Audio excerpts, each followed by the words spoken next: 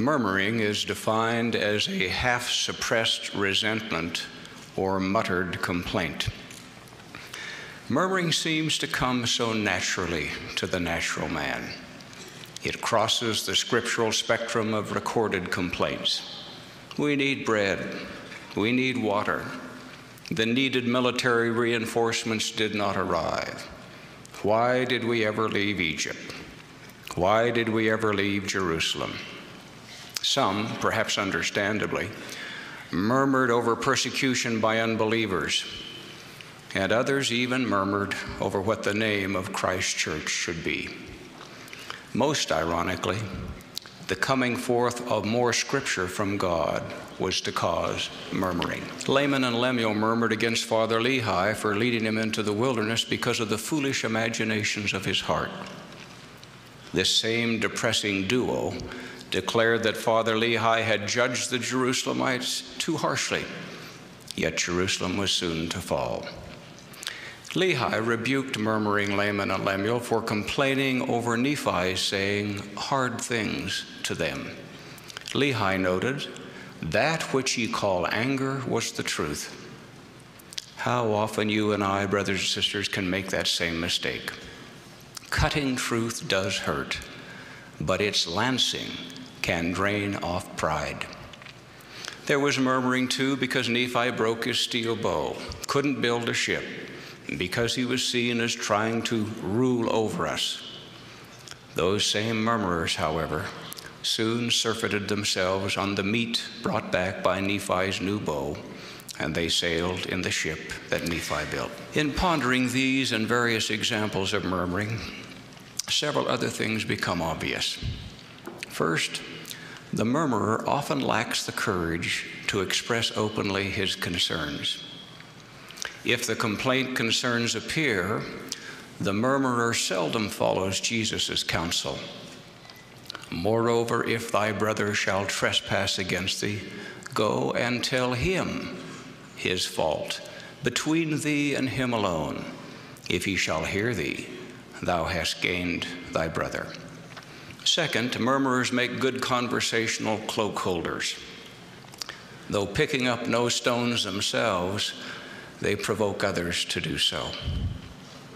Third, while a murmurer insists on venting his own feelings, he regards any response thereto as hostile. Furthermore, murmurers seldom take into account the bearing capacity of their audiences. Fourth, murmurers have short memories.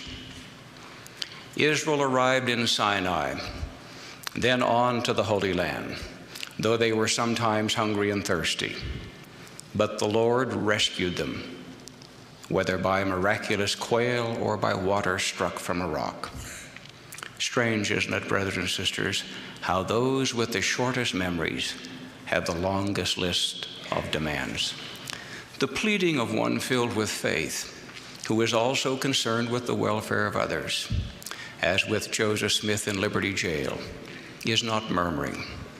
It is not the murmuring of a superficial follower who's quick to complain and who is slow to endure. Reassurance and further instruction followed with Joseph. My son, peace be unto thy soul. Thine adversity and thine affliction shall be but a small moment. Furthermore, since God has told us he intends to try our faith and our patience, are not situations of stress the very settings from which such murmuring would emerge? Of course, unless we're careful. God accomplishes things, brothers and sisters, in process of time. This calls for our patience. Moreover, doing things in process of time is his way of either preserving our agency or of providing us with needed opportunity. In fact, certain experiences over which we might understandably murmur can actually be for our good.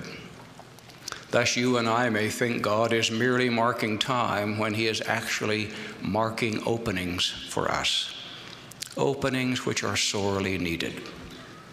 Even then, we are so slow to use those openings in order to escape from the familiar cell of selfishness. Elisha's counsel can help church members today to silence our murmuring.